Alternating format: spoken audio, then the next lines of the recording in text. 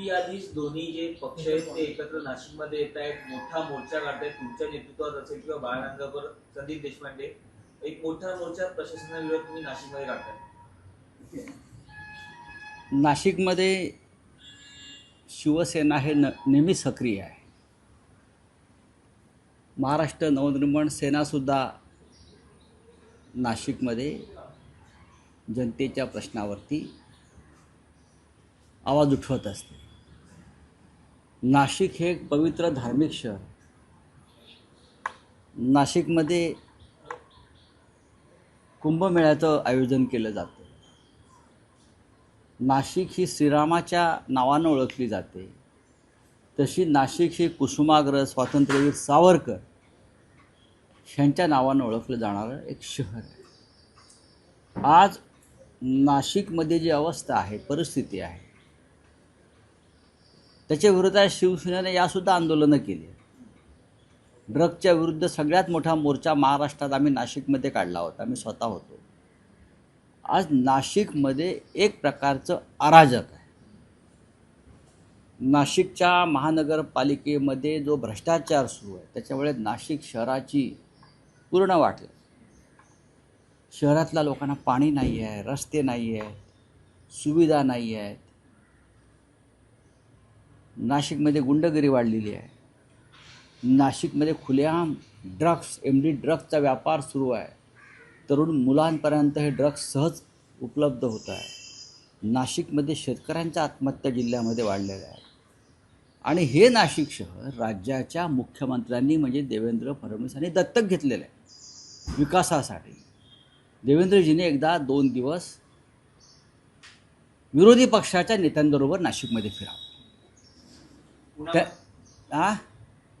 त्यांच्याबरोबर नाही, त्यांच्या लोकांबरोबर, विरोधी पक्षाच्या लोकांबरोबर नाशिकमध्ये फिरावं आणि नाशिकची अवस्था एकदा पाहावी.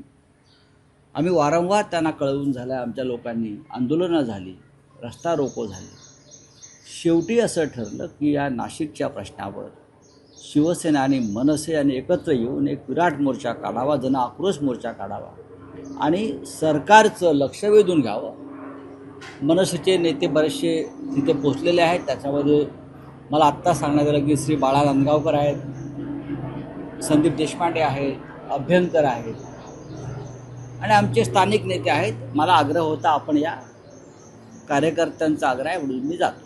अशीच परिस्थिती आहे ज्या ठिकाणी ड्रग्स असतील किंवा गँगवॉर असतील, त्या ठिकाणी राजकीय नेते असतील त्यांच्या जवळच्या लोकांची नावं देखील पुढे येतात. एक बघा की सोलापूरला पोलिसांवर दबाव कोणी आणला हे उघड झालं आहे.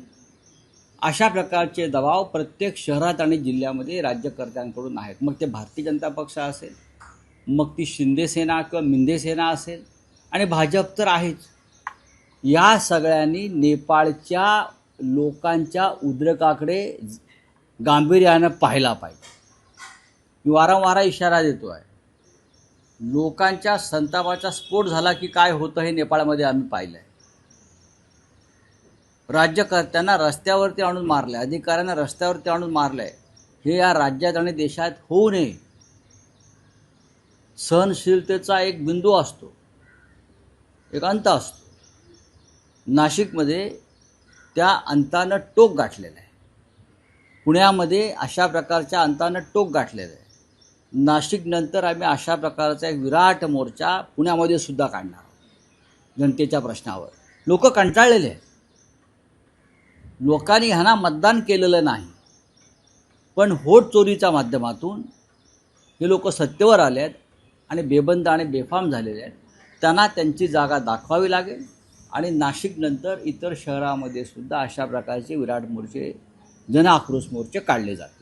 शिवसेना आणि मनसे एकत्र आंदोलन करत आहे, मात्र युतीची घोषणा दसरा मेळाव्यात होईल का किंवा एक तुम्ही लक्षात घ्या की कार्यकर्ते एकत्र आल्याशिवाय अशा प्रकारचे आंदोलनं होत नाहीत.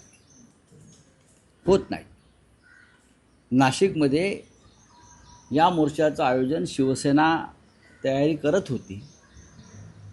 मग आमच्या लोकांनी असं सुचवलं शिवसेनेच्या की आपण मनसेलाही सोबत घेतलं पाहिजे, अर्थात घेतलं पाहिजे.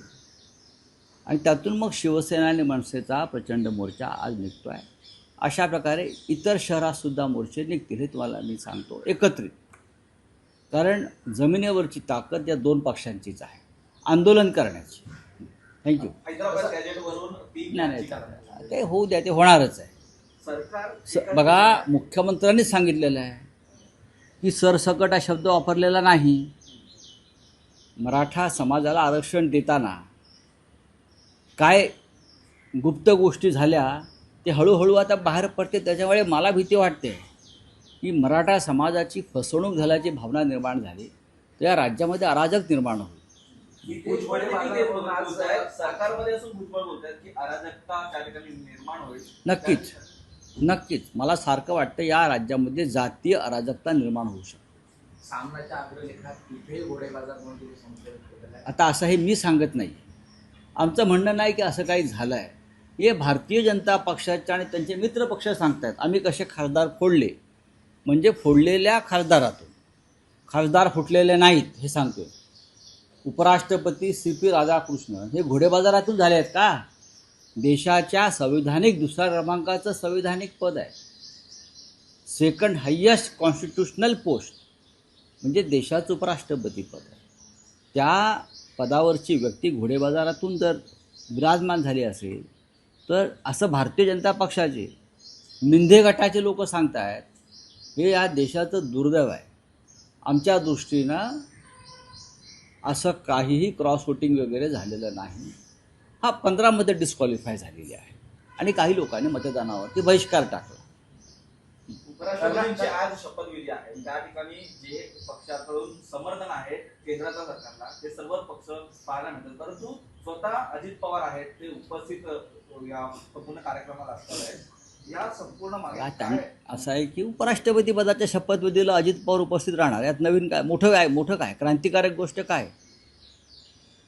ते बहुतेक उपराष्ट्रपतींना महाराष्ट्रातल्या परिस्थितीविषयी कल्पना देतील की आम्ही लोक कसे पोलीस अधिकाऱ्यांना दम देतो, आम्ही कसा पोलिसांवर दबाव आणतो, संविधानिक पदावरील व्यक्तींनाही कसा आम्ही दमात घेतो, याच्यावर दोघात चर्चा होऊ शकते. चला. छत्रपती शिवाजी महाराजांच्या नावाचं रेल्वे स्थानक होतं, त्याचं नाव बदलून सेंट मेरी रेल्वे स्थानक. असं कुठे झालं आहे? कर्नाटकामध्ये मुख्यमंत्र्यांनी अशा आदेश दिले. मग आमच्या राज्याच्या मुख्यमंत्र्यांनी त्या संदर्भात आवाज उठवायला पाहिजे. जर तिकडल्या मुख्यमंत्र्यांनी छत्रपती शिवाजी महाराजांचं नाव बदललेलं आहे, आम्ही तर आवाज उठवूच. तसं असेल तर या राज्या हे सरकार काय करतं? या सरकारनं इकडल्या काँग्रेसच्या नेत्यांनीही, शरद पवार साहेबांसारख्या नेत्यांनी, आम्ही तर आहोतच, एकनाथ शिंदेसारखे जे नेते आहेत, बाळासाहेब ठाकरेंचा आणि शिवाजी महाराजांचा फोटो लावतात, त्यांनीही अजित पवारांनाही या संदर्भात केंद्राला कळवायला पाहिजे, हस्तक्षेप करा. का करत नाही?